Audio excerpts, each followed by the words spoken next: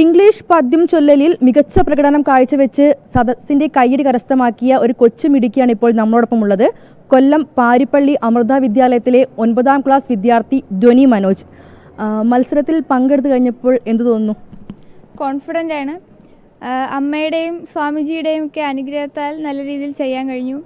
അതുപോലെ ടീച്ചേഴ്സും പാരൻസും ഒക്കെ നല്ല രീതിയിൽ സപ്പോർട്ട് ചെയ്തു. സ്റ്റേറ്റ് ലെവലിൽ വരെ എത്താൻ കഴിഞ്ഞതിൽ വളരെയധികം അഭിമാനമുണ്ട്. ഏത് പദ്യം അവതരിപ്പിച്ചത്? എന്തായിരുന്നു ഉള്ളടക്കം? മായ മേയർ എഴുതിയ പെർഫെക്റ്റ് എന്ന് പറഞ്ഞൊരു കവിതയാണ് റെസൈറ്റ് ചെയ്തത്. ഉള്ളടക്കം എന്ന് പറയുമ്പോൾ ഒരു അമ്മ ഒരു മകളെ വഴക്ക് പറയുന്ന രീതിയിലാണ് കവിത മൊത്തത്തിലുള്ളത്. മകള് ഒരു ടീനേജറാണ്. ആ കുട്ടിക്ക് ഈ പോയട്രി അതിനോട്ടൊക്കെയാണ് താല്പര്യം. പക്ഷേ അമ്മയ്ക്ക് അതൊന്നും ഇഷ്ടമല്ല. അപ്പോൾ ഇതിൽ നിന്നൊക്കെ പിന്തിരിപ്പിക്കാനായിട്ട് ശ്രമിക്കുന്ന രീതിയിലാണ് കവിത മൊത്തം ഉള്ളത്.